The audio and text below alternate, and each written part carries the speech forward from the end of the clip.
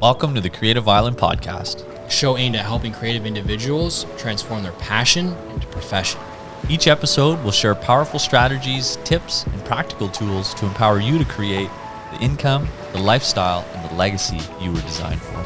We are your hosts, Adam Bowman And Jason Pepper. Enjoy the show. All right, welcome to Welcome back. Creative Island Podcast number 2, episode number 2. Sun shining once again. We've got blessed with a beautiful day. And it's a new year, 2023. And New Year's always, I feel like, sort of mess with people a little bit. You know what I mean? Well, everybody's got New Year's resolutions, or like what I like to call disillusions, where they take on all this, take on all these wannabe goals and then get through 6 weeks of the year and then go revert back to their old ways. But today we were planning our year, and we figured it might be useful to make a podcast about what does it look like to make a good, solid plan. And it doesn't have to be New Year's. You can take this information and use it however you like. But I think we can share some useful tips and strategies to help plan, in a higher resolution, right? Not just like, hey, I want to make this much money next year.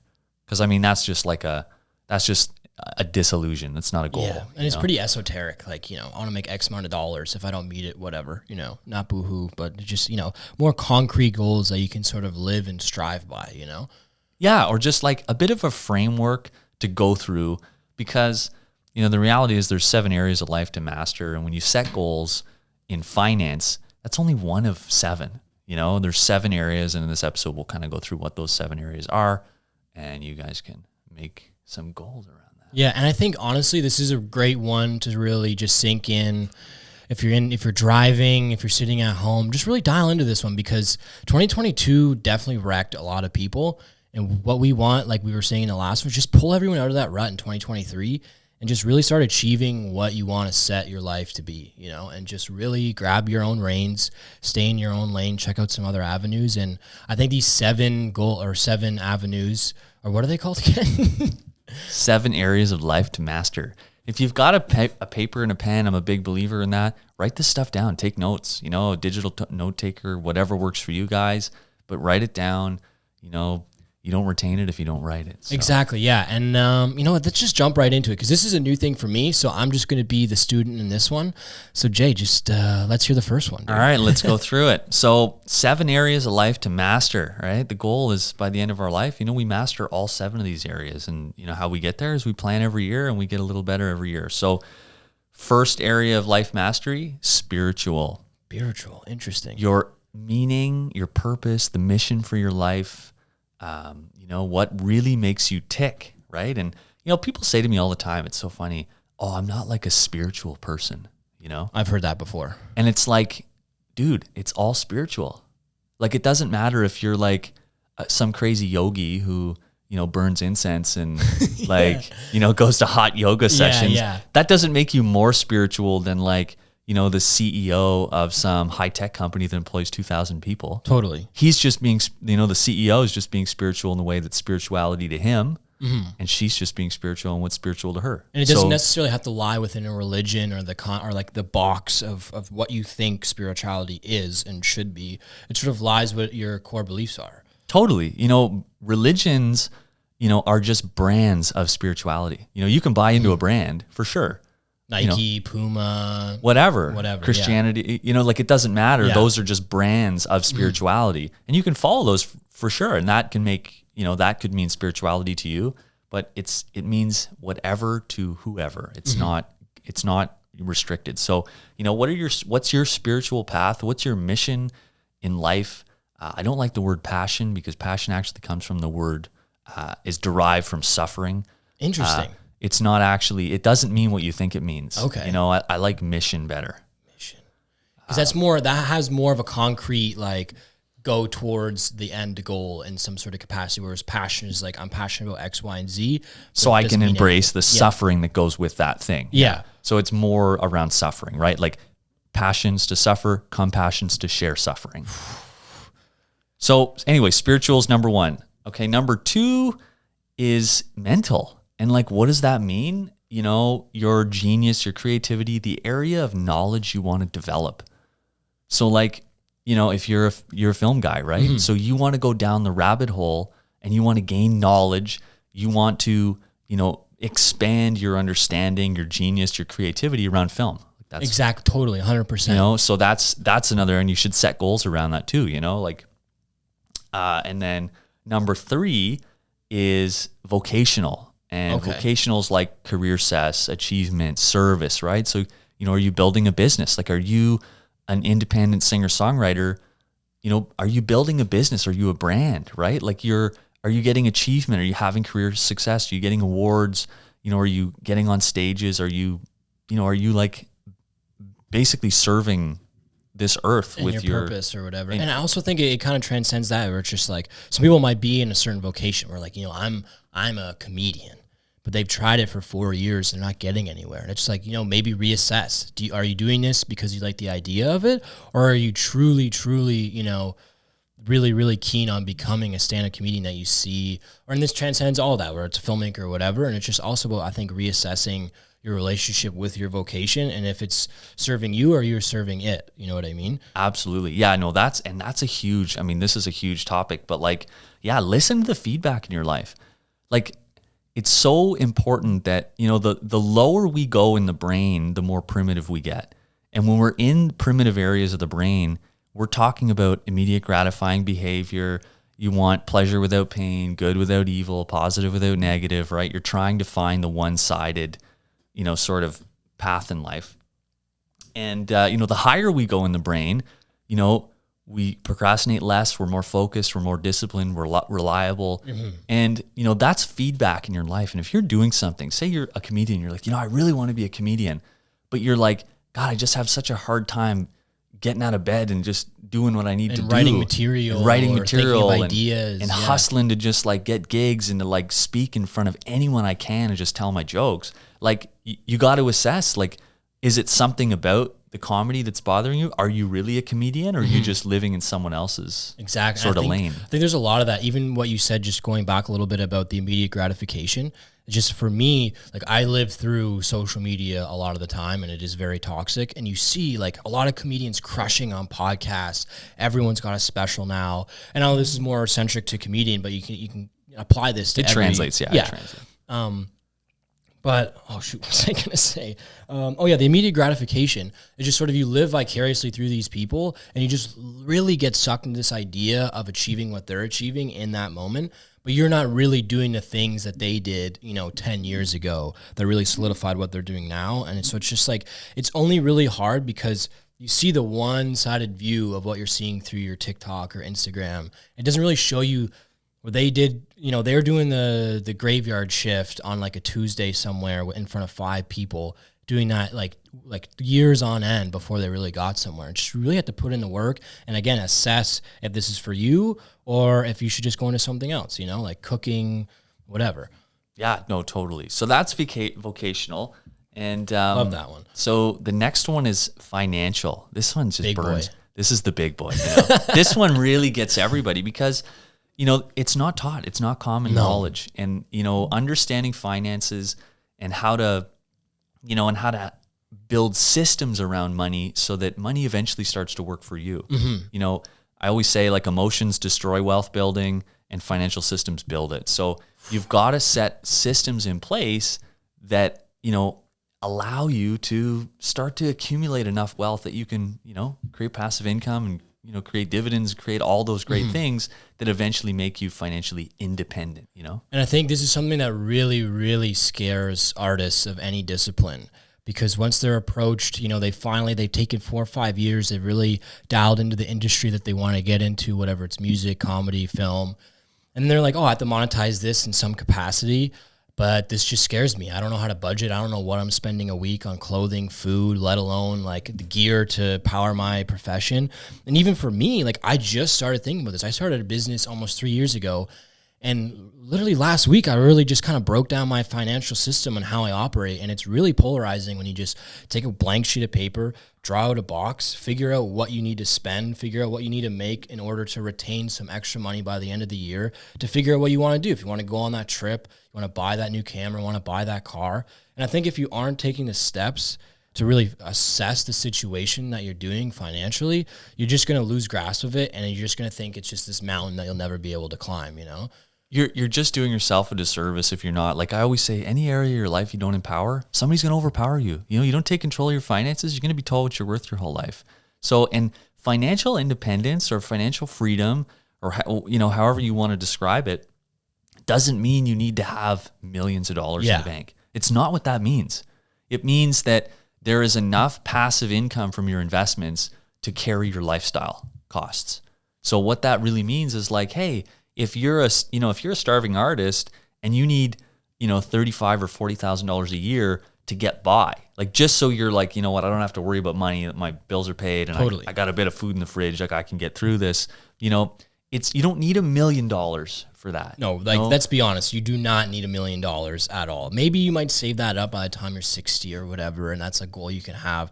But a year-end goal of $1 million is very, very unrealistic. Yeah, but even long-term plans, it's not about that. It's about building systems around money, and it's about it's not time in the markets. It's not timing the markets. It's time in the markets. Just let things compound, let things grow. Start young, build these systems early on, take the emotional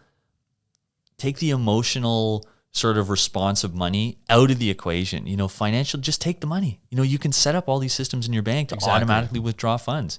Start with $50, $25 a month. Yeah, easy. And just, send it off to a savings account. It's a zero risk bet because you can just transfer it back if you need it. Exactly. And then it's just also like once you start assessing, like you can really break down, you look at a month what you spend on. Do you really need to Uber downtown every time you go?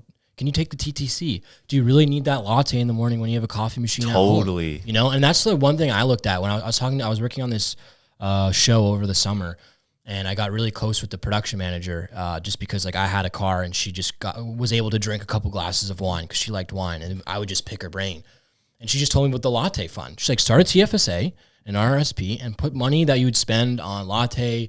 If you smoke cigarettes, try to quit cigarettes, put that money into a TFSA or whatever. And then she's like, listen, I haven't worked as hard as a lot of people in the film industry. She's like, I'm 50. I have a couple million in the bank just from putting stuff into my TFSA, and it pays me dividends in the back end. And it's really not that difficult. And once she started, like every time at dinner, I would just ask her more and more questions. And it's just polarizing because you don't get this in film school. You don't get this in art school or anything like that. They just teach you how to do art, but it's important to have conversations like this where you're really like, no, I need a financial backbone to get me to the next year in order to succeed year in, year out, Totally. And if finances aren't your thing, like there's no sense in trying to do something that doesn't, resonate with you. Seek someone who can just help you set the systems up, and then, let them just work their magic. It's, $50 a month or whatever your capacity can afford to do. $50, $500 a month, $5,000 a month, $50,000 a month, whatever you can afford to put away. It doesn't really matter. Where the magic happens is as soon as you get comfortable with that amount, you got to up it. Yeah. And you got to up it again, and your income grows, and you got to up it again. And that's like holding yourself accountable to some extent. And just like, if I want to level up, got to level up the bank first and then see where it goes, And there's something that happens too when you put more demand on your savings, you get more supply. That's deep, dude. That's a deep cut. It's a real thing. I'm not the guy to explain it, but it works. No, for sure. I mean, if you can articulate it to me, a lot of people will understand sort of at least just like, start now. Because it's 2023, new year. Might as well, if you haven't assessed it, just go and look. Just do it. What's the worst that's going to happen? Yeah. You need the cash, just transfer it back. Yeah, exactly. Or no risk bet. You need the cash, work a little harder, pick up an extra client, pick up an extra gig as a session musician, go to the comedy club a couple more hours a week. It's really not that difficult when you start to look at it. Totally. Or, a lot of people have anxieties and challenges around money. So stop putting things in perspective to money. Yeah. Count the families or the people you serve instead of the dollars you earn. Like it transforms how you look at it. Yeah. You're like, okay, I can play a show of 300 people and that equates to a certain amount of income. Well, count the people that you play for every month, not the dollars you earn. Mm-hmm. You're going to get to the same number at the end of the day, but you eliminate that. Totally. All those anxieties around money. I love that. All right. Next one is family. Oh, that's another big one, I feel like. Family, love, intimacy, and procreation, if that's your thing. You got to plan that too. Life moves, all these lanes are moving in life simultaneously, and you got to have some kind of plan around that stuff as well. So, and they don't really run parallel to each other. They intertwine in so many different ways, right? there is so many cause and effect relationships in the world, that you can't comprehend. It's just way beyond our level of Totally. You just can't comprehend it. So, you put plans in place, you sort of throw stuff out there in the universe, and just try to aim at something, Yeah. aim and adjust till you hit the target, Yeah. And so again, I remember I was listening to this podcast, and it doesn't really necessarily apply to me because I still live at home. So I see my family every day, tell them I love them every day. It's a very wholesome thing. But it was just for people who are moved out, they live in different cities, different countries, different continents. I remember this dude, I forget who it was, probably on the Joe Rogan podcast, if I'm being completely honest. But he was like, all right, so you see your parents twice a year for Christmas and another thing. And it's and then let's be honest, your parents are 60, so they might have 20, maybe 30 years left. He's like, you're going to see your parents 60 more times. And I remember who he was talking to was like, whoa, that's, I have 60 more times with my parents, my family, or if it's your children or whatever. And I think that's polarizing if you really look at it, assess it the same way you would financial. It's just no, you need to spend more time, because that's, in the end, money's not going to make you happy if you're lonely. But if you're with your family and you're not making as much, it's that's where the joy comes from, Totally. No, absolutely. Yeah. And any area you don't empower, somebody's going to overpower you. That's it. Love that, dude. Okay, next, that was family. The next one is social. So social influence and leadership. There's a responsibility, and to each their own, social influence and leadership. What does that look like for you? For me personally, or for no, just in general to the audience, okay. and what does that look like? Yeah. What does your plan look like? Are you going to be a best-selling author? Are you going to be an A-list actor? Are you how big is your social influence, and what does that look like? Mm-hmm. Does that mean setting a ceiling for yourself of where you want to go, or just sort of setting a goal of what you kind of the outcome you want to set? Yeah, I like to start with the end in mind and reverse engineer from there. Okay. So, start with the end in mind. Where do you want to be at the end of this year or at the end of 5 years, and then chalk it up into 1 year goals, and you can do that with all these categories, but, social influence is another big one. A lot of people don't really think about that. Mm-hmm. And that's more in the scope of online presence as well as interpersonal relationships as well, right? Yeah. Okay. Yeah, totally. And if you were to say, which one would be more important, you think, face-to-face interactions or online in the age of 2023? It's definitely a tricky subject, because if you're an artist, you definitely need to have an online presence, but I feel the more interpersonal relationships are the ones who are getting you gigs and supporting you might be more important than your 1,000 followers to 1 million followers or whatever online. Yeah, no, totally. I think, with art, with art in general, real relationships, I mean, hey, can you have a great relationship with somebody over social media? To some capacity, I think you can, but you're limited. And hey, you can't go talk to, 1 million. If you got, hundreds of thousands of followers or tens of thousands of followers, you can't just go meet 10,000 people in person, right? Yeah. You can do a live show, and you can sort of get intimate with them and try to sell them on your brand or For whatever. sure. But you got to do a mix of it all. And I think in person's great, but you're limited. Social's great, but there's limitations. You kind of have to play the field. Yeah, on all fronts. And it's definitely a balance with all these categories. There's a balance you need to play, and just see what serves you and your purpose and going along. Do you really need a 1 million followers to achieve your goals? Probably not. So stop, putting all your eggs in the online basket, so to speak. Totally. I always say to people too, everybody wants to be, the millionaire artist, with all the stuff, but not everybody's actually cut out to do that. Mm-hmm. And what I mean by that is your income, your social influence is all proportionate, to the workload is all proportionate to that. Yeah. And most people, they want to do their thing. They want to get by. They have an idea of an income threshold or, whatever. Once they get there, that it just stops. To want to go further, it takes a certain type of person, and it's not for everybody. No. And that's okay. It doesn't make it wrong or right. It's just, know where your limit is. And if you're one of these guys that want to just go right to the top, like, amen, like you just go to town, Go for it, yeah. I'm all for that. But, there's a lot to be said about being a successful independent artist, but not having 1 million followers, not even having 10,000. You can make a pretty reasonable career, in your lifetime and do just fine. Yeah, and that sort of sense, like I saw this thing, there was like a TikTok con, and it wasn't for artists, it was just for people who have, a big following on TikTok.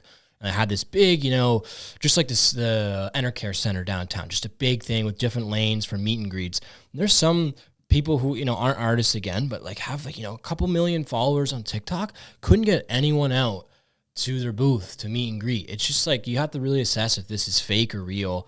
And even if it is online, it could be real, but a lot of the time it's just fake or even bots or whatever. And it's just like, it's not really like providing you with anything at the end of the day. Whereas like if you have 100 people at that booth and that's it, and you're getting to meet and talk to everyone, that's way better than just 1 million people showing up, or even no one, quality over quantity. Exactly. I think always, takes the cake. And so, it's all about quality. Like, and you're your little entertainment company, whether you're an actor, a comedian, a musician, a freelancer, doesn't matter. Like, you're a little business, or whatever. Yeah. I mean, I say little, but I don't mean that literally. Yeah.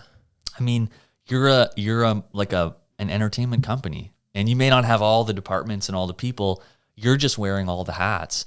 And if you've got, a huge following and you can't monetize it, that's on you as the CEO. Mm-hmm. You're like, what are you doing? What can you do different? Totally. Like, is your audience not aligned with your messaging? Is your branding not aligning with your audience? Like, there is a communication gap there that it's just not sticking. Mm-hmm. I think that could be a whole other conversation. Yeah, no, I think a lot of these could be broken down into another podcast, dude. And so that was social, and number 7 on the list was physical. And I think this generation, or the last couple of generations, are getting better. And I think people are more conscious of their health. They're more aware of, about food, about exercise, about energy levels, and it is like arguably the most important part of all this. Oh, you need energy totally to do agree. what you're doing. Yeah. If you want to run an entertainment company, if you want to be an actor, if you want to be a comedian, if you want to have the energy, the vitality to do all this stuff, you have to take control of your health. Mm-hmm. Period. Can't agree more. Especially that, like, because it stops you from getting burnt out halfway through the year and resenting your work that you've done at that point.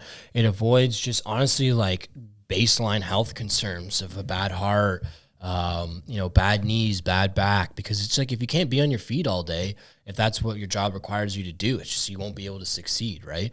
And even it's like it doesn't necessarily mean go to the gym, eat healthy. It's just like other things. Go for walks, get outside, ride a bike, take like the subway or transit instead of Ubering, so you get like a couple more steps in a day. Just like small things that can lead to a bigger impact further down the line, Yeah, totally. And like, someone else's health regimen is not yours. It doesn't have to be yours. There's every single person on earth has a different way or interpretation of, recharging their batteries and just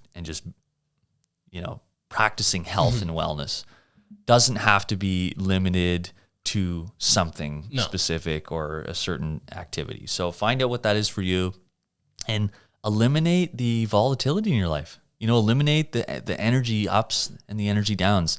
Substances are brutal. Mm-hmm. They just create huge volatilities in energy levels, big time, in your immunity and all kinds of things. And it's like tying a cinder block to your ankle and just trying to navigate life. It just makes things harder. Don't do things that don't serve you. And it's also like, just like the gym is a good place to start too. You don't have to start in the gym, but even when I noticed, I started going to the gym almost a year ago, because like I was a little down bad. I was like, you know what, if I just go to the gym, retain some more energy, go in the morning, make sure it's the hardest part of my day, really, really power through. And then I noticed like a couple months after, I had like just a sort of like, if I had like an energy bar, there's just a reserve tank full of energy that I didn't have before, whether I'm working an 18-hour day on set, editing at my desk for 12 hours or whatever, I always notice that I have this bigger energy boost. Even though if I hit the gym in the morning, I don't know what it is, if it's a mental thing, that there's some psychology behind it, but it gives me more power throughout the day to get that bag, you know? Totally. You know, like you put more demand on your body gives you more supply. That's how it goes, man. Ooh, chills. Every time you say shit like that, brother, it's so good. But it's true, you know, and like you gotta push the body, and you want to be a high performer. Yeah. You gotta live like a high performer. That's how it goes, you know? And yeah, to that point though, like you don't need to go keto. You don't need to go all red meat, vegetables. Like just start small, like with all these categories, and just make sure that it's serving you with a higher purpose than just like the bare bones. You know what I mean? Totally. Like, and it's just like, you know, if the small thing is like you eat a lot of fast food, it's like just try to eat less or whatever. You know, it's not crazy run for an hour a day or like build up to do a marathon. But if that's something that you need like a huge goal to do, maybe set that for yourself. Because like my buddy's a big runner and we go to the gym together sometimes. He's like, I'm doing a big 10K. And I'm like, dude, like, I don't know if I can do a 10K, but like, I'm still on the fence of signing up because my brother now started running. And I'm just like, you know what? I might just set that goal. So it's something for like in terms of my life, the health part of it, that I might need something, a little kick in the pants so I don't plateau at the gym or whatever. And it gives me a better goal to sort of align my vision to, or align my mission, if you will, to in the long run, you know? Yeah, totally. You know, that's it. So the 7th area is physical, and, you know, find something that works for you. Doesn't have to be anything specific or anything based on what someone else is doing. I do the gym. Adam's followed me on my routine in the morning. You know, I have a personal trainer that helps me overcome my health challenges. I'm not trying to be a bodybuilder. I'm just trying to maximize my energy, you know, and eliminate any kind of volatility so that I can go in and I can get the most out of my day every day. Because guess what my competitors are doing? Sleeping. Less than that, you know? So that's really what it's about. It's also, I notice, just like if you're struggling from mental health issues, it's a big thing in 2022, 2023. Well, I noticed when I started going to the gym, you get a lot of these serotonin and dopamine rushes within the gym that just sort of allow you to like almost like remove that tunnel vision away from you, that you focus on the bad, and just lets all the good kind of rush in. And then if you do that in the morning or even at the end of the day, you could just have like a powerful day that day, because, you know, like I got the demons out in the gym or whatever, and it just helps you sort of inch the chains along in your life and make you live a better life, you know? Totally, man. Take control of your health, and, you know, if you don't empower your health, some doctor's going to tell you what diet to go on and what pills to take and what organs to remove. So don't let them do it. Yeah, it's just more people telling you what to do. Yeah, that's it. So those are the 7 areas of life mastery. And when you're setting goals, you know, you want to be specific. SMART goals are, I think, a useful tool.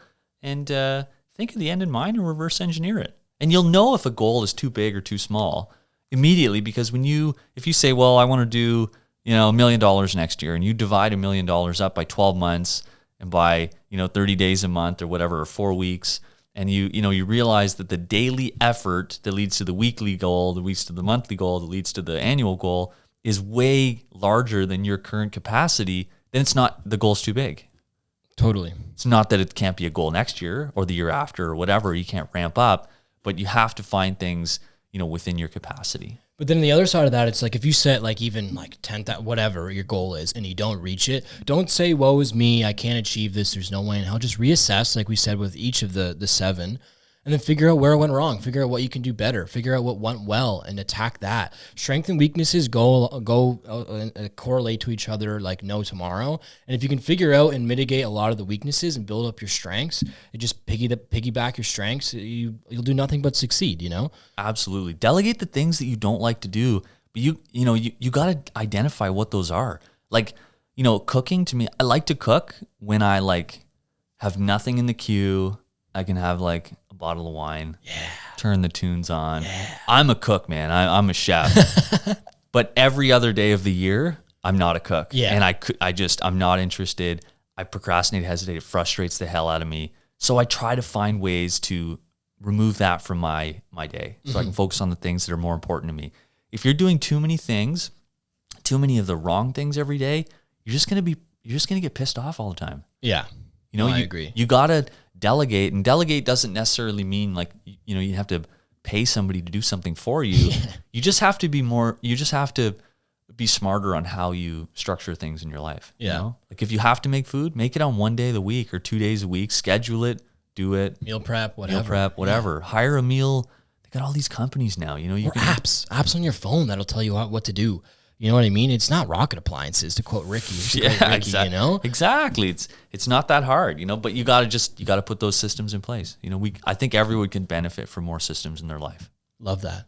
All right, for that, to end this off, I think we should go through one thing that we're going to try to sort of implement into 2023 going forward. And I'll start off by just saying I want to try new things in 2023. New endeavors, new skills, some online courses, read a couple books, join some programs that might help me achieve more leads within my business. Because what I notice is like when I do something that's something that scares me in a minute way, whether it's like in 2022, I did a couple Q&As after film festivals, and I was scared. I didn't want to do it. I just wanted to call in sick. You can't really call in sick to a film festival because no one will care. You just don't show up. But what I notice is like when I do stuff that scares me, I grow every time. But if you keep on doing the same things that are comfy in your comfort zone, it's cozy, it doesn't really help you grow. It doesn't really help you extend your legs a bit. So just like try some scary stuff. You know what I mean? I'm not saying jumping out of a plane or bungee jumping or surfing or craziness, but just do a couple things that you can do. And that's what I'm going to do is just try some scary stuff. And if I don't like it, don't like it. But if I do, then I'll just keep on doing it and I grow, you know? That's a good point. That's one of my goals is to pursue the challenges in life. Don't avoid challenge. Challenge is there for a reason. If it wasn't, it'd go extinct. It serves a purpose. Optimal growth happens at the point of support and challenge. You get too much challenge in your life, you become precociously independent. You get too much support, you become juvenilely dependent. You want to find the line between embracing challenges that come up and, you know, and having some support along the way. There's a balance to walk there, but don't avoid challenge. You avoid challenge, what happens is you're pursuing you try to pursue the support side of life all the time. I'm going to have some beer today, or I'm going to like hit the hay early. Myself, yeah. I'm going to reward myself. I'm going to do this. And guess what? The world has a funny way of giving you the other side to bring you back into dude. Back to your authentic self. So be careful when you pursue the support all the time. You know, think about it. Say, am I just looking for immediate gratification? Am I just trying to satisfy my basic human needs here? Or like, could I really just push this a little harder? Love that. I think the wheels have touched the ground on that note. So thanks again for listening. That's episode 2 of the Creative Island podcast. Thanks again. Have a good one. If you enjoyed today's episode, please leave us a review. And if you'd like to be notified of more episodes, please be sure to follow the Creative Island podcast now. Want access to exclusive content, our community newsletter, live events, and so much more? Visit creativeisland.online today to join the Creative Island community. See you at the top.